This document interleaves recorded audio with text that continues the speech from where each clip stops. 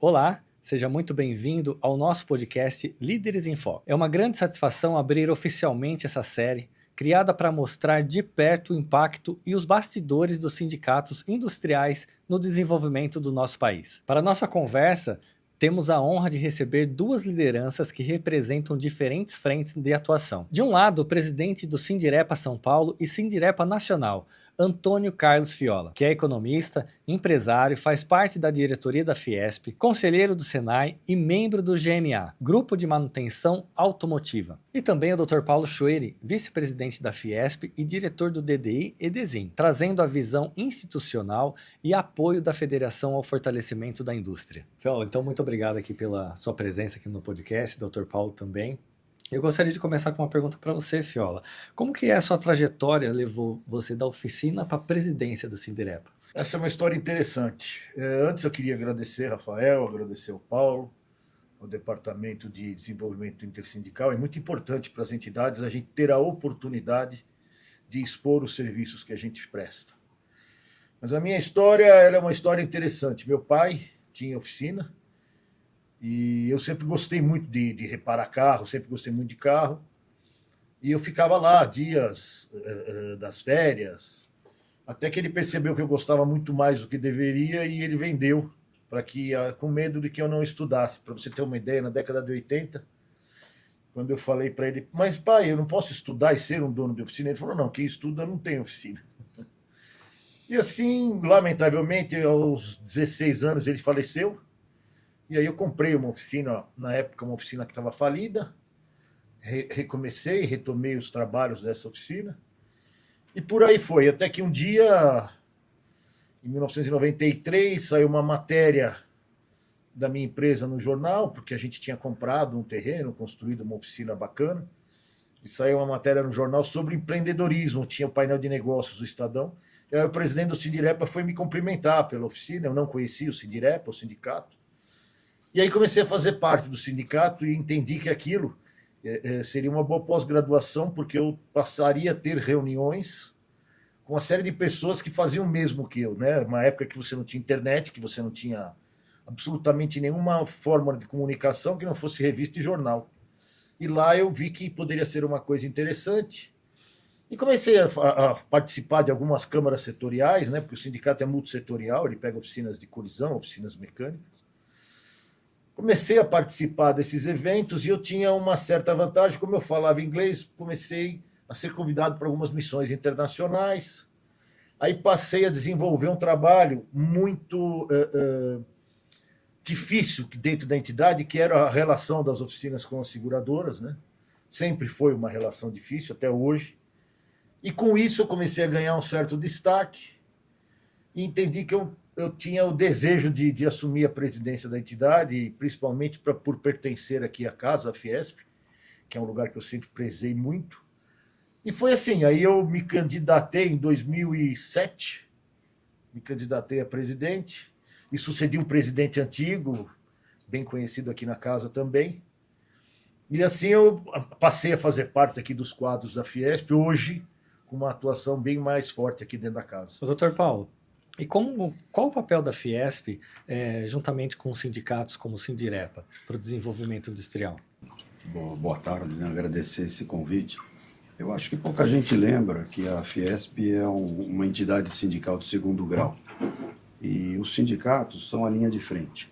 Então, esse intercâmbio entre o sindicato, com a sua capilaridade, atendendo as indústrias diretamente, as empresas, trazendo as necessidades que o empresário tem, isso traz para a Fiesp a lição de casa do serviço a ser executado. E a modernização sindical, ou desenvolvimento industrial, como você colocou, ele vem exatamente nesta linha de parceria entre as duas entidades trabalhando junto de forma convergente, buscando aquilo que a gente vive falando, segurança jurídica, buscando o melhor ambiente de negócios. E um sindicato atuante, um sindicato reconhecido pelas empresas, é fundamental para que esse trabalho corra da forma como deve correr. Ô Fiola, eu creio que para ser o presidente de um sindicato como o Sindirepa, tem que ter muita estratégia por trás disso, né? E quais as pautas que você tem entre suas estratégias? Primeiro, até corroborando da fala do Paulo, a casa ou nunca teve, talvez, os sindicatos tão em questão como tem tido nos últimos 3, 4 anos, sob a batuta do Paulo. Porque todo mundo acha que a Fiesp é uma entidade política. E, na verdade, a Fiesp é uma entidade que congrega sindicatos. E isso, muitas vezes, fica subentendido nas relações. Nós temos diversas frentes no Sindirepa, né? E realmente é uma atuação bem difícil, né? A gente começa lá no topo, com o fabricante do veículo. As montadoras cerceiam muito o acesso à informação das oficinas, então isso é um trabalho que a gente agora aderiu a um movimento mundial que chama Right to Repair, que é o direito à reparação. A gente preconiza que quem tem direito a escolher a reparação é o consumidor, não é a montadora que vai cercear a oficina de ter acesso à informação. O cliente tem que escolher onde ele quer arrumar o carro dele e isso tem que ser respeitado.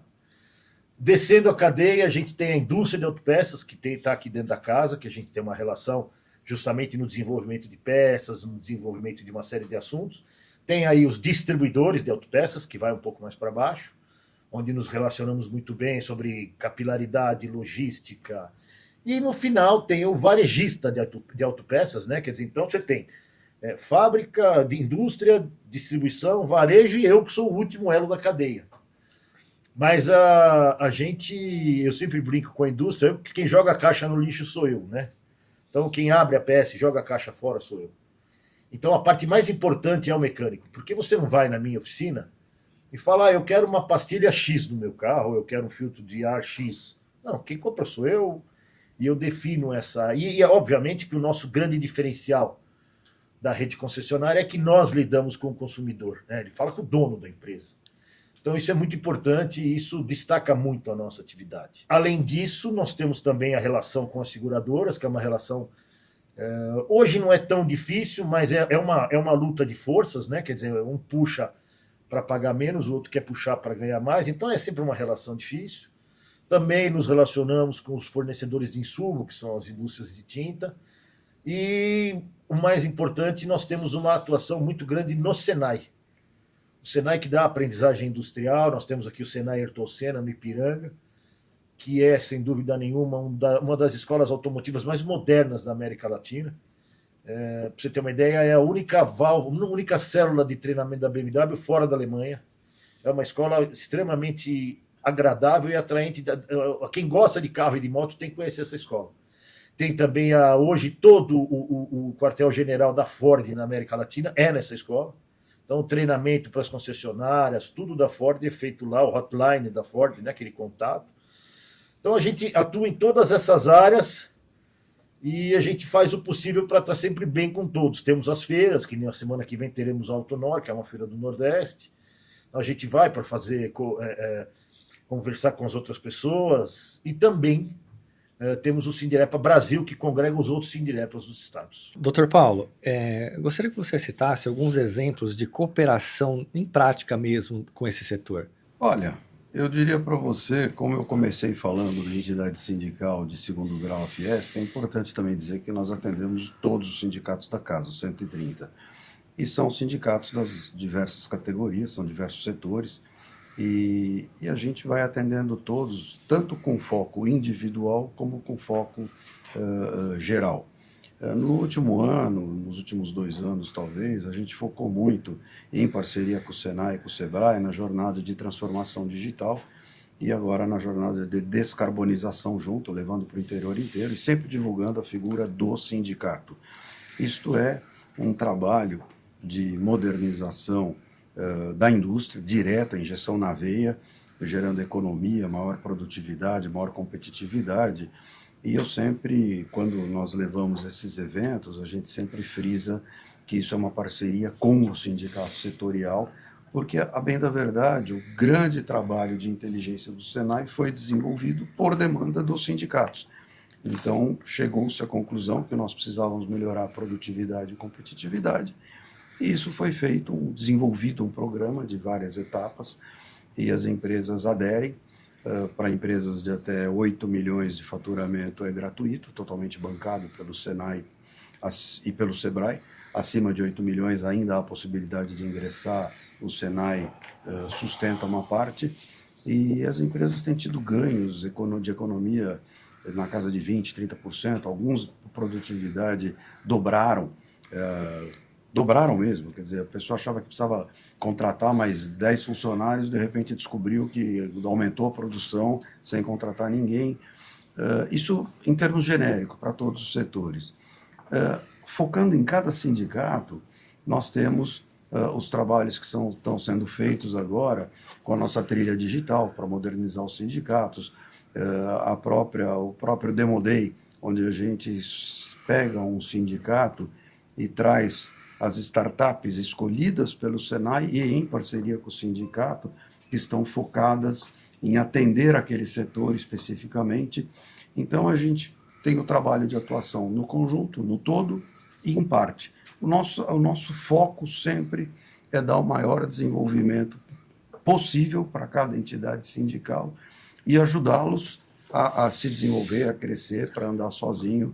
E óbvio que aí é um ganha-ganha, e o retorno é que o sindicato crescendo, tendo visibilidade na sua base, ele também nos traz mais demandas, e aí a gente vai crescendo na defesa do setor como um todo. O Sindirep é focado em reparação automotiva, correto? Quais os principais desafios nesse setor? Talvez hoje nós tenhamos alguns. O primeiro deles é mão de obra, né? O carro perdeu um pouco do glamour para as pessoas, então existe o final do programa do Menor Aprendiz, que era um programa, a gente tinha na oficina, sempre uma pessoa de 14 anos, eu mesmo comecei com 12 na oficina.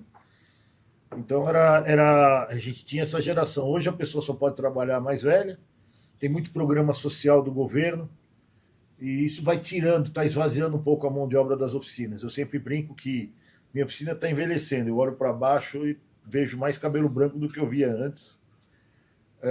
O segundo desafio é treinamento. O terceiro desafio é o acesso às informações da montadora, principalmente hoje com a telemática, fica bem difícil de eu conseguir acessar as informações do carro.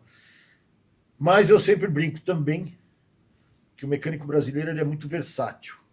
Você não tem história de nenhum carro que está parado numa oficina sem o mecânico conseguir consertar, né?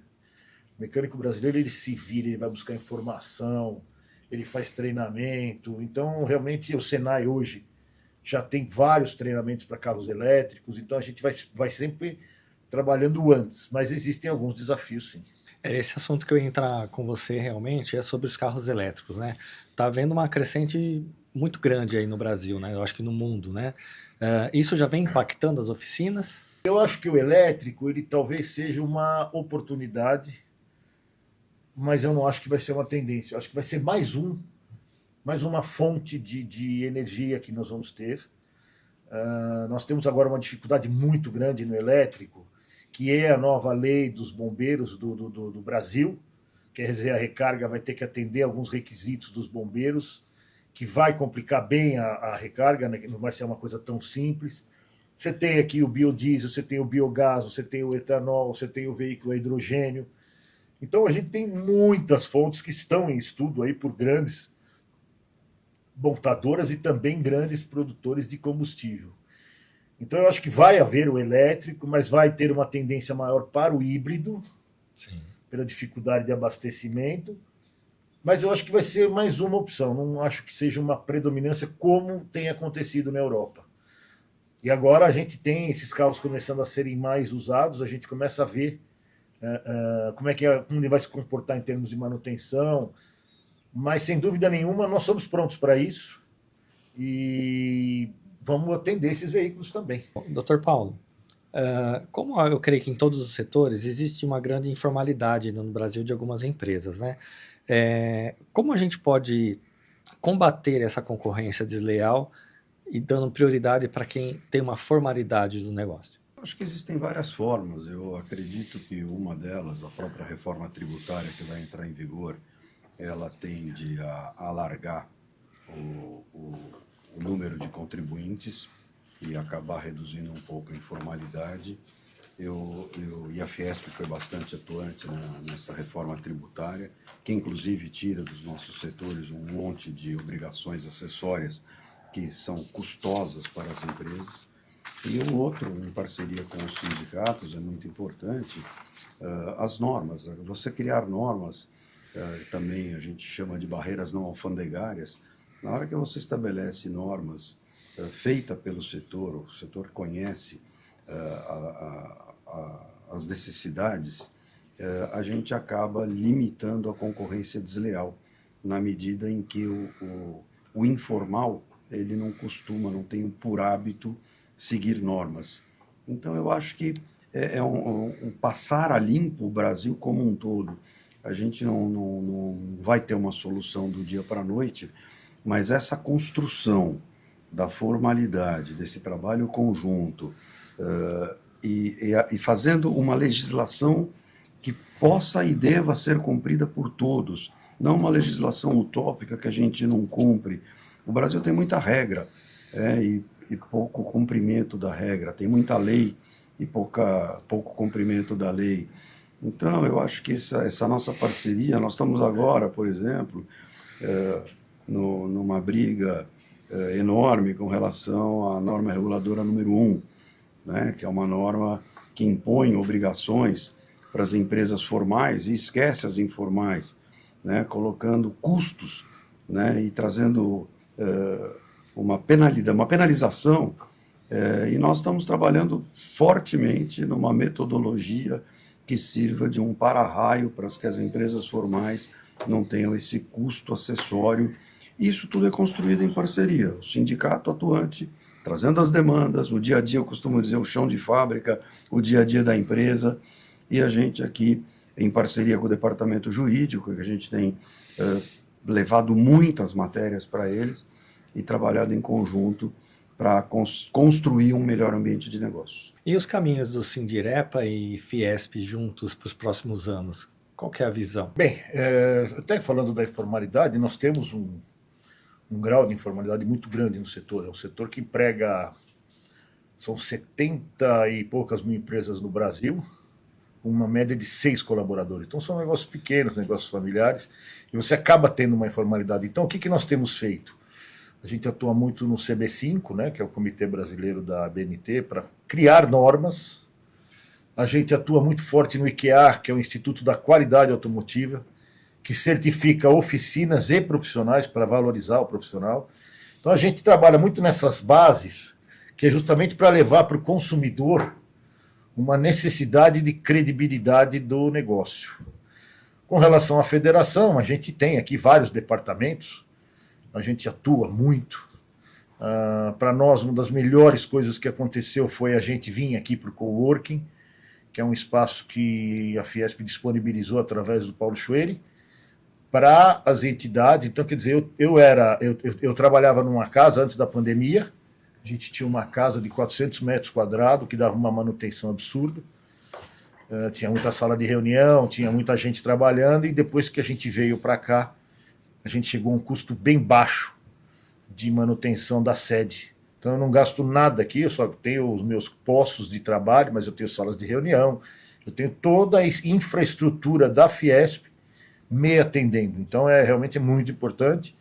A gente tem que continuar atuando forte no SESI e Senai e fortalecer também uma coisa que é muito difícil no Brasil, que é a negociação com os sindicatos laborais. Isso realmente é uma coisa muito difícil de a gente superar, né?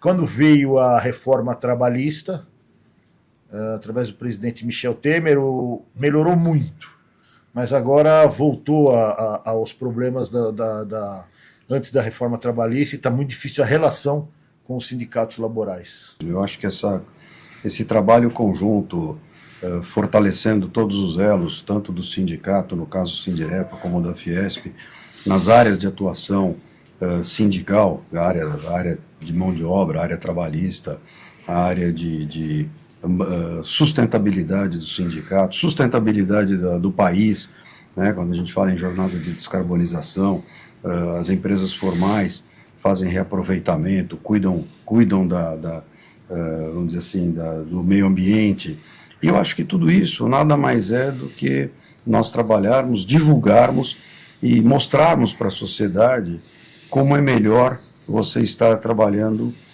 com empresas formais, com empresas que cumprem regras, com empresas que se preocupam com a mão de obra, com o bem-estar do trabalhador, com o meio ambiente. E isso é conseguido neste conjunto de trabalho entre o sindicato patronal e entre a Federação das Indústrias, que congrega todos os sindicatos, ouve a todos e busca um meio termo entre elos da cadeia, que às vezes são concorrentes entre eles, mas nós temos que ter bom senso e buscar desenvolver cada um, porque não existe emprego se não tiver empresa. E não existe, né, uma empresa forte se não tiver um sindicato forte. Então, esse conjunto, esse caminho é muito importante ser trilhado por todos. E nesse conjunto de atividades, é muito importante, como o Fiola também ressaltou, esse espaço que nós conseguimos do coworking, que na verdade a gente está trazendo vários sindicatos para trabalhar em conjunto, vendo a necessidade individual de cada um, economizando para todos e desenvolvendo trabalhos que atendam a todos, e com isso a gente consegue fortalecer um espaço que antes individualmente se ficava mais perdido. Então eu acho que o coworking foi um grande acerto da Fiesp em agregar seus sindicatos com demandas semelhantes para que todos cresçam. Estamos chegando ao final do nosso primeiro episódio, né, do podcast Líderes em Foco.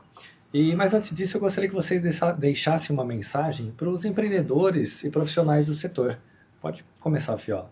Bem, você, dono de reparadora que está nos assistindo, saiba da importância de você estar na sua entidade sindical, de você pertencer a um sindicato.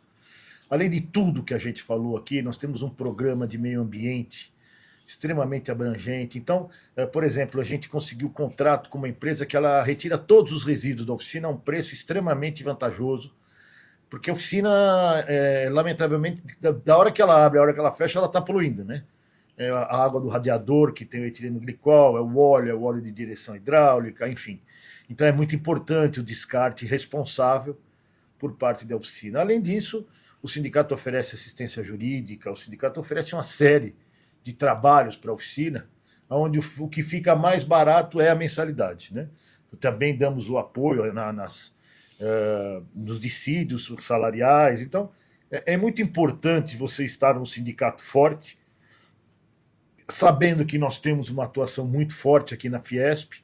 Então, às vezes, quando temos uma demanda política, uma demanda que é necessário algum contato com o Poder Executivo, ou o Poder Judiciário, ou o Poder Legislativo, a gente tem uma atuação mais forte de uma casa desse tamanho. Então é muito importante que o reparador se aproxime de nós, e eu sempre falo, assim como o reparador, assim como esse reparador, eu também amanhã tenho que pagar minhas contas, né? Eu tenho empresa, então eu sinto na pele. Agradecer aí a oportunidade, esperar que a gente consiga reverberar ao máximo aí o nosso podcast. Com certeza. Dr. Paulo? Rafael, eu acho que o Fiola foi muito feliz. Ele colocou, na verdade, o objetivo de fortalecimento das nossas entidades nesse trabalho conjunto e a importância de participar. O Brasil é um país de empreendedores, mas nós não temos o espírito associativo, por exemplo, dos nossos vizinhos norte-americanos. E a gente sempre acha que a outra empresa vai participar e com isso eu não preciso participar. E o que acaba acontecendo é que a gente enfraquece um dos elos da cadeia e quando você não faz política e alguém faz, você vai pagar o preço. Então é importante participar e fazer crescer o sindicato e fazer o sindicato ser reconhecidamente forte, porque a democracia vive de pressão e a pressão é exercida pelo voto. Então, uma das grandes forças, por exemplo, da Fiesp, que ela é reconhecida no Brasil inteiro, todas as federações falam a grande Fiesp, e quando eu represento a Fiesp em outros estados, eu digo que a grande Fiesp é grande porque ela tem capilaridade. 130 sindicatos e uma grande maioria sindicatos representativos, fortes. Isso nos faz ser respeitados, porque nós estamos na ponta, nas empresas, e isso faz com que o governo, com o poder executivo, legislativo, reconheçam essa força. Então eu estou aqui apenas para somar ao que o Fiola falou, de dizer da importância de participar da vida, do dia a dia do sindicato, e não só participar, exigir do sindicato que ele o represente bem, para que todos cresçam. Quero agradecer mais uma vez ao Antônio e ao Dr. Paulo pela presença. Encerramos assim o primeiro episódio do podcast Líderes em Foco. Quero agradecer a sua audiência e o tempo dedicado junto conosco. Fique ligado, porque no próximo episódio teremos mais líderes e histórias inspiradoras para compartilhar. Até lá, muito obrigado.